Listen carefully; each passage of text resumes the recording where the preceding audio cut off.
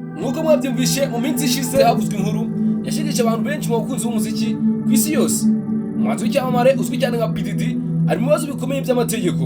Ubu ngubu ari mu rubanza akurikiranwaho ibyaha birimo ihohoterwa rishingiye ku gitsina, ubucuruzi bw'abantu ndetse no gukoresha igitutu n'ibindi byinshi bigiye bitandukanye. Ibyo byose niyo tugiye kuza turebera hamwe ndetse turebe naho urubanza rwe rugeze. Rw'UMUKIRISTU Entertainment, mandura ko ukoze subscribe ukanalike share na comment kugira ngo ibiganiro nk'ibi bitazabigucika kandi nyaboneka ari ibiganiro tugenda tumenyeramo ibintu byinshi bigiye bitandukanye. Uyu mugabo rero wamenyekanye mu muziki, mu bucuruzi no guteza imbere abandi bahanzi nka Notorious B.I.G, Jay-Z ndetse n'abandi. Ubu ngubu isura ye iri gusubirwamo n'isi yose. Amakuru aturuka muri Leta Zunze Ubumwe za Amerika aravuga ko uyu P-Diddy ashinjwa cyane na kesi ya Ventura wahoze n'umukunzi we. Uyu nguyu akamushinja ibikorwa bikomeye by'ihohoterwa mu gihe cy'imyaka irenga 10 bari kumwe. Uyu kesi akaba yavuze ko yakorewe ibikorwa byo guhatirwa ubusambanyi, agakubitwa ndetse akagira n'igitutu cy'ubuyobozi bwa P-Diddy. Ibi ngibi bikaba byari bimaze igihe kinini bihishwe, ariko mu buhamya bwe yavuze ko yakoresherejwe amazina mpimbano nka Jackie Stari na Banga. Ayo mazina ko yakoreshaga mu bikorwa by'ubusambanyi.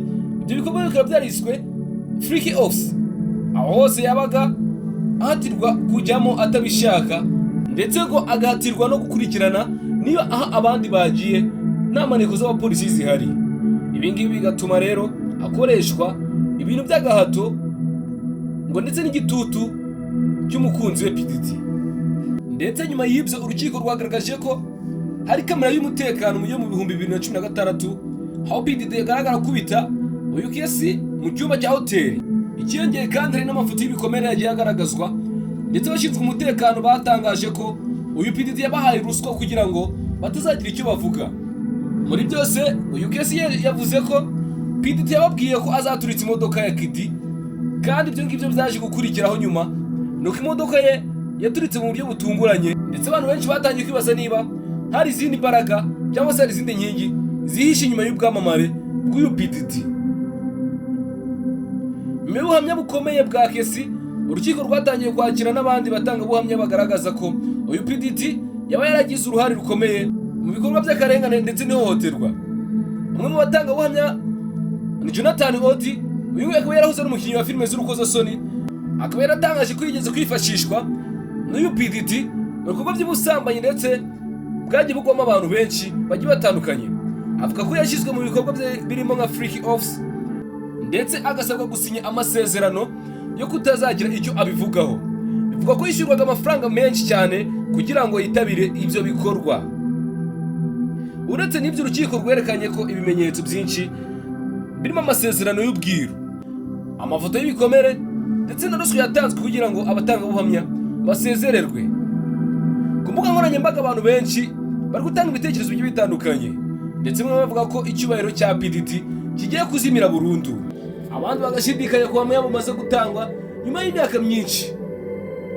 Ariko abahanga mu mategeko bavuga ko nubwo hashize igihe kirekire cyangwa se igihe kinini, ibimenyetso bifatika bizwi cyane na hard evidence bishobora guhindura byinshi mu rukiko, nyamara urubanza ruracyakomeje. Kandi birateganywa ko uyu kesi azongera akabazwa n'abunganira P-Diddy. Ibyo ngibyo bikazaba ari umwanya ukomeye cyane ubushinjacyaha ndetse n'ubwunganizi bwo kugaragaza aho kuri guherereye. Uyu P-Diddy rero ni umwe mu bantu bubatse izina rikomeye mu muziki, akaba yarashishikajwe cyane ndetse akagira n'imbaraga zo kubaka kampani ikomeye cyane ya Bad Boy Records ifasha abahanzi b'ibyamamare, ndetse agira n'uruhare muri brandi z'imyambaro ndetse n'inzoga zikomeye. Ariko ibi birego byose biramutse bimuhamye bishobora gusenya ndetse bikangiriza izina rye yavunikiye igihe kirekire.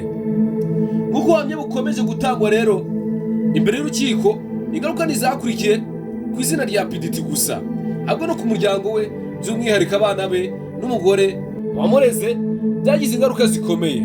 Mu cyumweru gishize ubwo yitabaga urukiko, P-Diddy yagaragaye asohoka ari kumwe n'abana be. Barafotowe bagaragara mu gahinda n'ubwoba bwinshi cyane, ndetse bitwikiriye no mu maso. Iyi ngiyi yafashwe nk'ari ishusho y'umuryango usenyutse wabuze kugaragaza icyo wumva imbere y'itangazamakuru ndetse n'isi yose.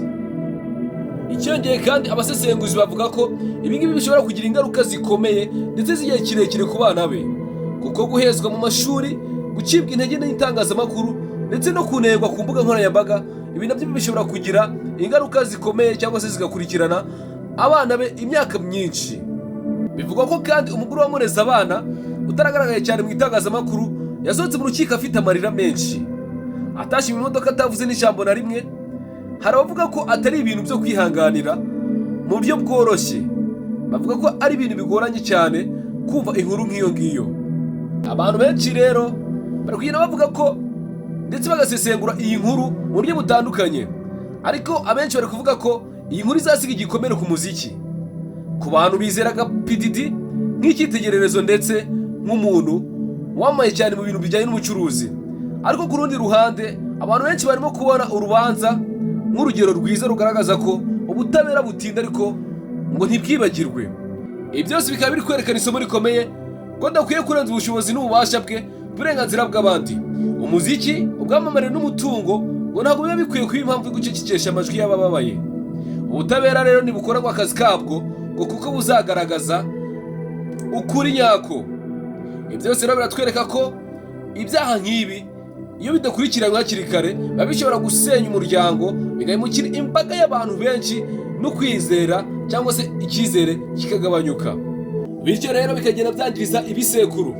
Ariko ku rundi ruhande bihamagarira buri wese kugira uruhare runini cyane mu kurengera abatishoboye ndetse no kuvuga aho kugira ngo uceceke.